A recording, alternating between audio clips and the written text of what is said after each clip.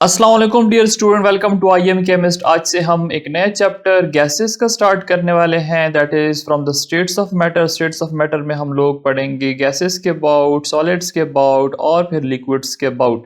तो हमारे पास इसके 160 MCQs की सीरीज़ है जो कि हम डिफरेंट पार्ट्स के अंदर कवर करने वाले हैं। सो आज की जो वीडियो है इसमें हम गैसेस के MCQs को सॉल्व करेंगे and these MCQs would be best if you are preparing for MDCAT, ECAT या फिर आप किसी भी कॉम्पिटिटिव एग्जाम्स के लिए तैयारी कर रही हैं। जो हमारे पास MCQs हैं ये मैंने डिफरेंट एकेडमीज़ के नोट्स में से पिक किए हैं और जो पास्ट पेपर हैं एक्चुअली उनके MCQs हैं जो कि प्रीवियस पेपर्स में रिपीट हुए हैं। अगर आप हमारे चैनल के ऊपर न्यू हैं तो हमारे साथ कनेक्टेड रहें। अगर हमें हमारी एफर्ट्स अच्छी लगती है तो कमेंट सेक्शन में हमें लाजमी बताइएगा आपको कौन से टॉपिक के ऊपर MCQs चाहिए, वो भी आप मेंशन कर सकते हैं। So let begin this video without wasting any time. Question number 1 हमारे पास है कि the volume of a given mass of a gas is dash to pressure. अब यहाँ पे हमसे क्या पूछ रहे हैं कि वॉल्यूम और प्रेशर के बीच में रिलेशनशिप क्या है। ठीक है, वॉल्यूम और जो हमारे पास प्रेशर है उसके बीच में क्या रिलेशनशिप है। रिलेशनशिप हमारे पास दो ही हो सकती है मेनली। एक हमारे पास होती है डायरेक्ट रिलेशनशिप और एक हमारे पास क्या होती है, इनडायरेक्ट रिलेशनशिप होती है। डायरेक्ट रिलेशनशिप में हम लोगों ने जो वीडियो लेक्चर्स थे इस चैप्टर के उसमें हम लोगों ने पढ़ा था कि डायरेक्ट रिलेशनशिप में ये होता है कि जब एक क्वांटिटी बढ़ती है तो उसके साथ दूसरी भी बढ़ती है, और इनडायरेक्ट में क्या होता है कि एक क्वांटिटी बढ़ती है तो दूसरी हमारे पास क्या होती है, कम होती है। इसको हम इनडायरेक्ट रिलेशनशिप कहते हैं। तो वॉल्यूम और प्रेशर की अगर हम बात करते हैं तो ये हमें बताता है बॉयल्स लॉ। ठीक है, हमें कौन बताएगा, ये हमें बताएगा बॉयल्स लॉ। ठीक है, बॉयल्स लॉ में बताएगा कि what is the relationship between volume and pressure. तो बॉयल्स लॉ में हम लोग क्या पढ़ते हैं कि वॉल्यूम जो है that is inversely proportional to pressure. ठीक है, तो हमारे पास क्या होगा, यहाँ पे हमारे पास ऑप्शन नंबर ए जो है that is the right option. वो कहता है क्या है कि वॉल्यूम जो है that is inversely proportional to the pressure. ठीक है, जब हम प्रेशर इंक्रीज करते हैं तो हमारे पास वॉल्यूम क्या होगा, डिक्रीज होगा। ठीक है, जैसे फॉर एग्जांपल हमारे पास ये दो कंटेनर है। ठीक है, हमारे पास इसके अंदर क्या है, वी हैव अ गैस। ठीक है, हमारे पास इसके ऊपर क्या है, गैस है। इसने ये जो है वॉल्यूम ऑक्युपाई किया हुआ, लेट्स हम इसको V1 कर देते हैं। अब इसके ऊपर हम क्या करते हैं, P1 लगा देते हैं, प्रेशर लगाते हैं। ठीक है, अब क्या करते हैं कि हम इसका प्रेशर और भी इंक्रीज कर देते हैं। प्रेशर इंक्रीज करेंगे तो हमारे पास जो इसका वॉल्यूम है, लेट्स इसको हम कहते हैं कि ये हमारे पास V2 है, ये वॉल्यूम क्या कर जाएगा, वॉल्यूम डिक्रीज कर जाएगा। प्रेशर जो है हम यहाँ पे डबल करेंगे या ज़्यादा करेंगे तो ऑब्वियसली हमारे पास जो गैस के मॉलिक्यूल्स होंगे वो करीब करीब आएंगे, तो हमारे पास क्या होगा कि वॉल्यूम जो है वो कम हो जाएगा। तो हम क्या कह सकते हैं, हम कह सकते हैं कि as per the Boyle's law कि वॉल्यूम जो है that is inversely proportional to the pressure. So right option would be option number A, that volume of a given mass of a gas is inversely proportional to the pressure. Let's move toward the MCQ number 2। हमारे पास MCQ number 2 क्या कहता है कि at constant temperature. ठीक है, temperature को आपने change नहीं करना, आपने क्या करना है, इसको कांस्टेंट रखना है। By doubling the pressure volume of the gas is reduce to dash. अब यहाँ पे आपने प्रेशर क्या करना है, उसको आपने क्या करना है, उसको डबल कर देना है। ठीक है, तो वो कहता है कि उस वक्त फिर वॉल्यूम जो है उसके ऊपर उसका क्या इफेक्ट पड़ेगा। तो हमारे पास अगेन रिलेशनशिप है, वो रिलेशनशिप हमारे पास क्या है कि वॉल्यूम जो है that is inversely proportional to pressure, Boyle's law. हमारे पास इक्वेशन है कि P1 V1 is equal to P2 V2। हम यहाँ पे सपोज करते हैं कि हमारे पास P1 जो है उसको हम कहते हैं कि लेट से वो P है। ठीक है, P1 जो है मतलब इनिशियल जो हमारे पास प्रेशर है वो क्या है, दैट इज P। और इसी तरह हमारे पास जो P2 होगा, ठीक है, P2 को हम सपोज करते हैं कि वो हमारे पास क्या है, 2P है। P2 को हम सपोज करते हैं कि हमारे पास क्या है, दैट इज 2P। ठीक है, क्योंकि हमारे पास क्या कह रहा है कि प्रेशर को अगर हम डबल करते हैं तो फिर वॉल्यूम के ऊपर क्या इफेक्ट पड़ेगा। V1 को हम सपोज करते हैं कि दैट इज V। ठीक है, या हम इसको V इनिशियल कर देते हैं, और V2 जो है उसको हम कहेंगे कि दैट इज V फाइनल। अब ये हमारे पास वैल्यूज हैं, इसको हम यहाँ पे पुट कर देते हैं। P1 की जगह पे हम क्या लिख सकते हैं, P1 की जगह पे हम लेट से सिंपल P लिख देते हैं, और V1 की जगह पे हम लोग क्या लिखेंगे, Vi लिख देते हैं। ठीक है, Vi लिख देते हैं। और P2 की जगह पे हम क्या लिखेंगे, प्रेशर को हमने क्या करना है, डबल करना है। वो क्या कह रहा है कि डबलिंग द प्रेशर, तो हम P2 की जगह पे हम क्या लिख सकते हैं, 2P लिख देते हैं, और V2 हम लोगों ने फाइंड आउट करना है तो हम इसको यहीं पे लिख देते हैं। अब ये V2 जो है इसकी वैल्यू फाइंड आउट करनी है, तो ये जो 2P है यहाँ पे मल्टीप्लाई है, दूसरी साइड पे आके क्या हो जाएगा, ये हमारे पास डिवाइड हो जाएगा। ये हमारे पास क्या हो जाएगा, डिवाइड हो जाएगा। तो हम इसको यहाँ पे कर देते हैं। अब यहाँ पे हम ये प्रेशर और प्रेशर जो है इसको कैंसिल आउट कर लेते हैं, हमारे पास रह जाएगा V1 divide by 2 is equal to V2। अब यहाँ पे आप देख सकते हो कि V2 जो है वो इनिशियल वॉल्यूम के क्या हो जाएगा 1/2, और 1/2 को क्या कहते हो 1/2 मीन्स हाफ। ये क्या कर जाएगा हाफ हो जाएगा, ठीक है। जब हम प्रेशर को डबल करेंगे तो वॉल्यूम जो है वो हाफ हो जाएगा ऑफ इट्स ओरिजिनल वॉल्यूम, जो इनिशियल वॉल्यूम है उसका ये हाफ हो जाएगा। हेंस हमारे पास ऑप्शन नंबर ए जो है वो यहाँ पे राइट ऑप्शन है। ठीक हो गया। अब हम चलते हैं नेक्स्ट एमसीक्यू की तरफ। एमसीक्यू नंबर 3 हमें क्या कहते हैं कि in Boyle's law plot between pressure and constant K is obtain is dash. कहता है कि अगर हमारे पास बॉयल्स लॉ हम पढ़ते हैं तो उसमें ऑब्वियसली हमारे पास ग्राफ की फॉर्मेशन होती है।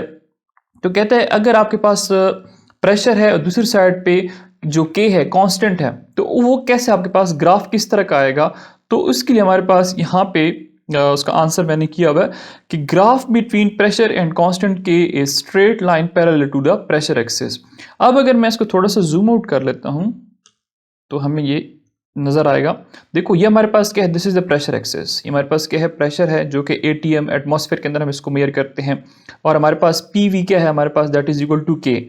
पीवी जो है दैट इज इक्वल टू के, क्योंकि हमारे पास जो इक्वेशन है that is equal to V is inversely proportional to the pressure.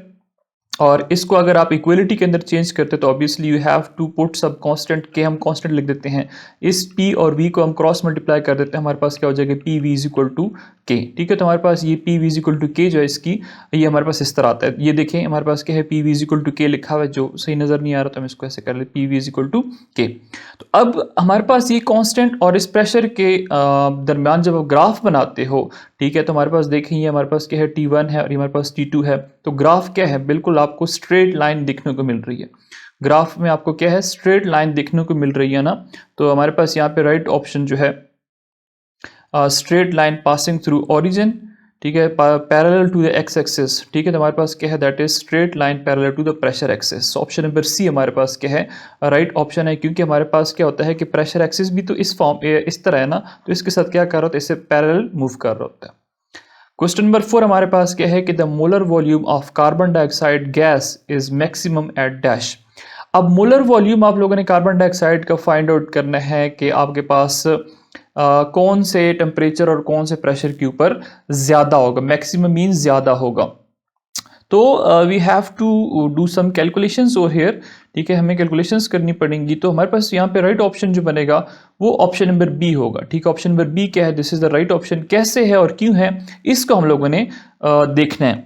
तो देखिए हमारे पास एक इक्वेशन है, जनरल गैस इक्वेशन क्या कहती है कि P V is equal to N R T. ठीक है, P V is equal to N R T, P is the pressure, V is the volume, N number of moles होते हैं, R जो general gas constant, T temperature है। तो अब यहाँ पे हम लोगों ने करना है क्या है कि वॉल्यूम फाइंड आउट करना है कि मैक्सिमम वॉल्यूम कौन से टेम्परेचर के ऊपर प्रेशर के ऊपर ऑक्यूपाई करेगा। तो हम वॉल्यूम को इधर ही लिखने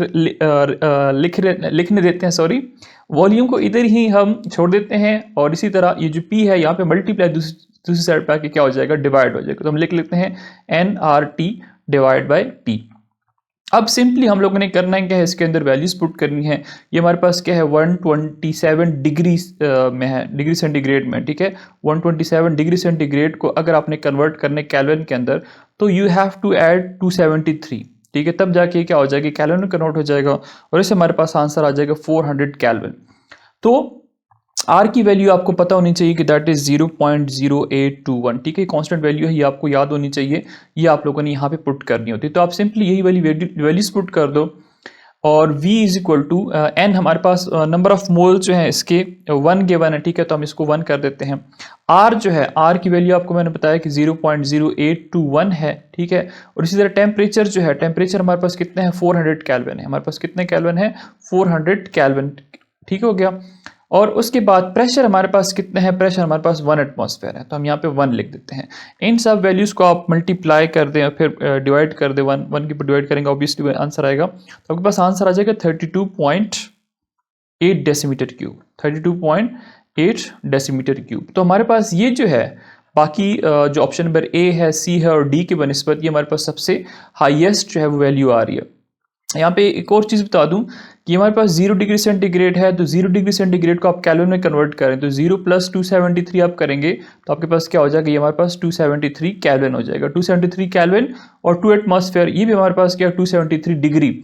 तो 273 डिग्री का मतलब ये है कि 273 में आपने 273 और ऐड कर देना है, तो ये हमारे पास 546 केल्विन बन जाएगा। बाकी आप लोगों के पास इक्वेशन गिवन है, आप इक्वेशन में वैल्यूज पुट कर लें तो आपके पास जो है आप देखेंगे कि आपके पास इसके आंसर्स जो हैं वो आ जाएंगे। ऑप्शन नंबर ए और सी के लिए जो आंसर्स होंगे वो सेम होंगे, क्योंकि हमारे पास ये 273 केल्विन है और यहाँ पे 0 डिग्री सेल्सियस है या सेंटीग्रेड है, तो इसको आप केल्विन में कन्वर्ट करेंगे तो फिर हमारे पास क्या हो जाएगा, दोबारा से 273 आ जाएगा। लेकिन थोड़ा सा डिफरेंस जो आएगा वो प्रेशर का आएगा, एक में हमारे पास 2 है, दूसरे में हमारे पास 1 है। तो आप इस इक्वेशन के थ्रू इसको देख सकते हैं कि इसका राइट ऑप्शन कौन सा बनेगा। इक्वेशन आपको मैंने बता दी है, मेथड आपको मैंने कैलकुलेट करने का बता दी है। अब थोड़ा सा माइंड आप लोग भी अपना खोल के इसको कर लीजिएगा।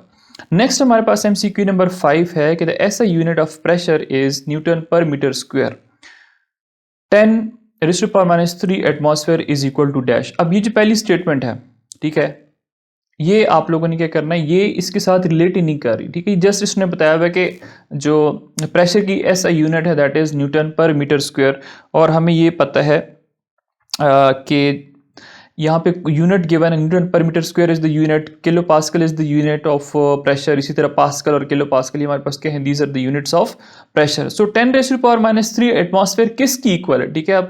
अब ये हम लोगों ने पता करना है, तो हमें ये पता है कि जो 1 एटमॉस्फेयर है, ठीक है, ये हमें वैल्यूज स्टैंडर्ड वैल्यूज ही हमें याद करनी होती है। 1 एटमॉस्फेयर जो है that is equal to 101,325 pascal, ये हमारे पास इतने पास्कल की इक्वल होती है।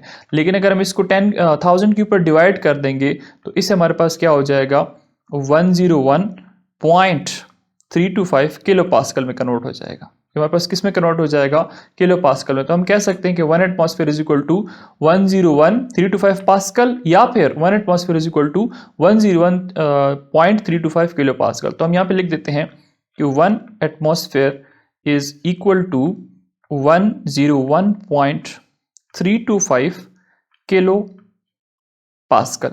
अगर हमारे पास 10⁻³ एटमॉस्फेयर होंगे तो वो कितने की इक्वल होगा, 10⁻³ atmosphere would be equal to x। ये हमें नहीं पता तो हम लोगों ने इसको x कर देना है, सिंपली इन दोनों को क्रॉस मल्टीप्लाई कर दें। ये x और एटमॉस्फेयर आपस में मल्टीप्लाई हो जाएंगे तो हमारे पास क्या हो जाएगा, x हो जाएगा। ये 101.325 किलो पास्कल को आपने मल्टीप्लाई कर देना है 10⁻³ के साथ, 10⁻³ के साथ मल्टीप्लाई कर देना है, तो आपके पास यहाँ से आंसर आ जाएगा 0.10325 किलो पास्कल, ठीक है। तो इस यूनिट में आप लोग इस वैल्यू को फाइंड आउट करेंगे तो हमारे पास जो आंसर बनेगा दैट इज 0. ये ऑप्शन नंबर डी जो है that is the right option. So student, these were the first 5 MCQs जो कि हम लोगों ने इस पार्ट में किए। बाकी के MCQs हम नेक्स्ट वीडियो के अंदर आपके साथ शेयर करेंगे। Thanks for watching.